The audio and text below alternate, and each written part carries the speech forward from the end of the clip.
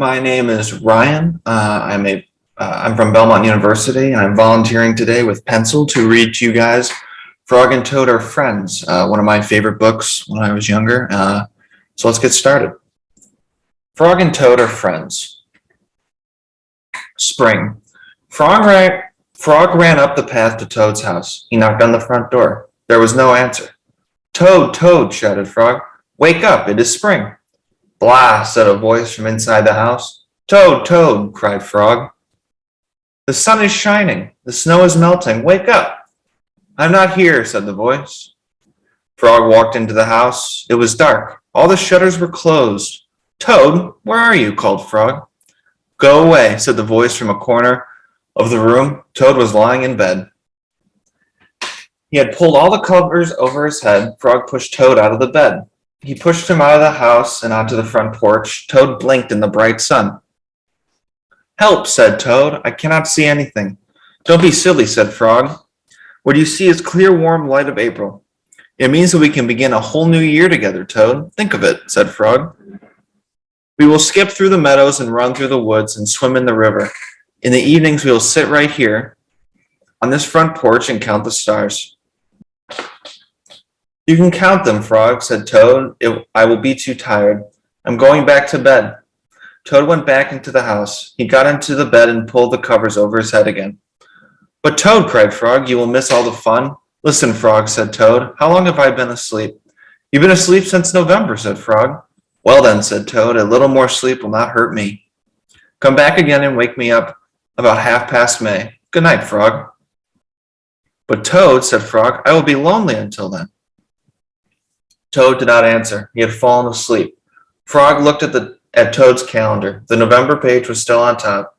Frog tore off the November page, and he tore off the December page, and the January page, and the February page, and the March page. He came to the April page. Frog tore off the April page too. Then Frog ran back to Toad's bed. "Toad, Toad, wake up. It is May now." "What?" said Toad. "Can it be May so soon?" "Yes," said Frog. "Look at your calendar." Toad looked at the calendar. The May page was on top. "Why, it is May," said Toad as he climbed out of bed. Then he and Frog ran outside to see how the world was looking in the spring. The story. One day in summer, Frog was not feeling well. Toad said, "Frog, you are looking quite green." "But I always look green," said Frog. "I am a frog."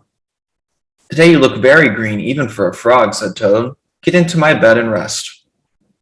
Toad made Frog a cup of hot tea. Frog drank the tea, and then he said, "Tell me a story while I'm resting." "All right," said Toad. "Let me think of a story to tell you." Toad thought and thought, but he could not think of a story to tell Frog. "I will go out on the front porch and walk up and down," said Toad. "Perhaps that will help me to think of a story." Toad walked up and down on the porch for a long time, but he could not think of any story to tell Frog. Then Toad went into the house and stood on his head. "Why are you standing on your head?" asked Frog.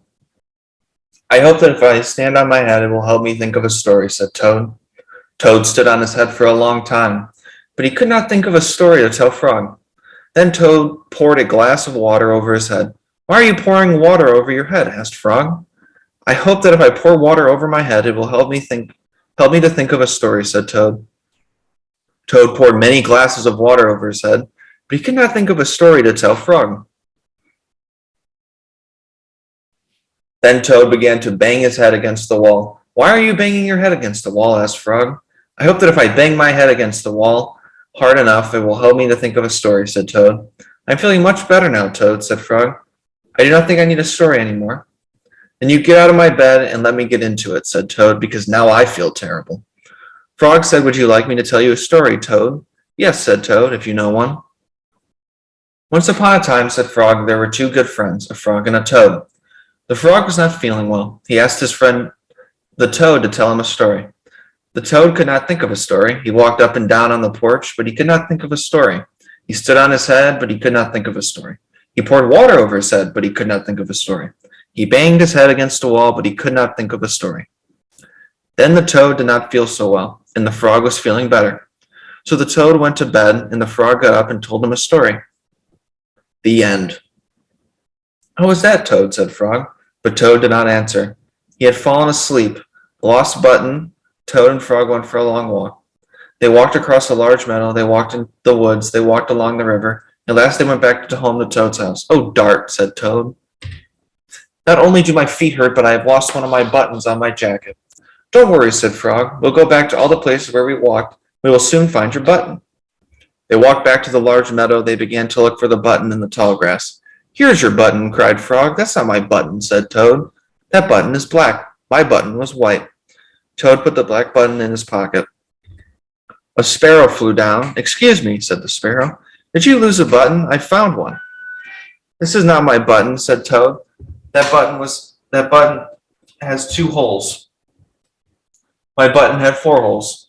Toad put the button with 2 holes in his pocket. They went back to the woods and looked on the dark paths. "Here is your button," said Frog. "That is not my button," cried Toad.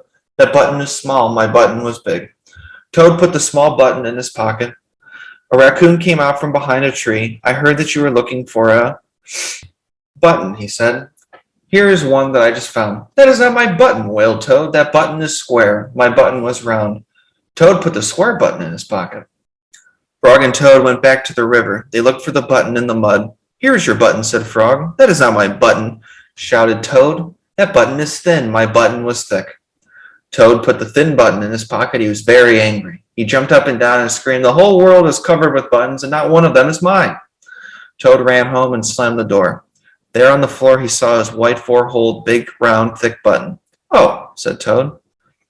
"It was here all the time. What a lot of trouble I've made for Frog."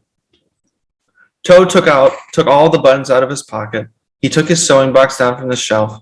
Toad sewed the buttons all over his jacket. The next day Toad gave his jacket to Frog.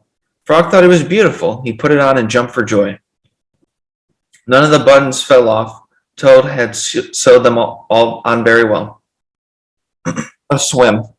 Toad and Frog went down to the river. "What a day for a swim," said Frog. "Yes," said Toad. "I will go behind these rocks and put on my bathing suit." "I don't wear a bathing suit," said Frog. "Well, I do," said Toad. "After I put on my bathing suit, you must not look at me until I get into the water." "Why not?" asked Frog. "Because I look funny in my bathing suit." "That is why," said Toad. Frog closed his eyes when Toad came out from behind the rocks. Toad was wearing his bathing suit. "Don't peek," he said. Frog and Toad jumped into the water. They swam all afternoon. Frog swam fast and made big splashes. Toad swam slowly and made smaller splashes. A turtle came along the riverbank. "Frog, tell that turtle to go away," said Toad. "I do not want him to see me in my bathing suit when I come out of the river." Frog swam over to the turtle. "Turtle," said Frog, "you will have to go away." "Why should I?" asked the turtle. "Because Toad thinks that he looks funny in his bathing suit. He does not want you to see him," said Frog. Some lizards were sitting nearby. "Does Toad really look funny in his bathing suit?" they asked. A snake crawled out of the grass. "If Toad looked funny in his bathing suit," said the snake, "then I, for one, want to see him." "We want to see him too," said 2 dragonflies. "Me too," said a field mouse. "I've not seen anything funny in a long time." Frog swam back to Toad. "I'm sorry, Toad," he said. "Everyone wants to see how you will look. Then I will stay right here until they go away," said Toad. The turtle and the lizards and the snake and the dragonflies and the field mouse all sat on the riverbank. They waited for Toad to come out of the water. "Please," cried Frog, "please go away." But no one went away. Toad was getting colder and colder. He was beginning to shiver and sneeze. "I will have to come out of the water," said Toad. "I am catching a cold." Toad climbed out of the river. The water dripped out of his bathing suit and down onto his feet.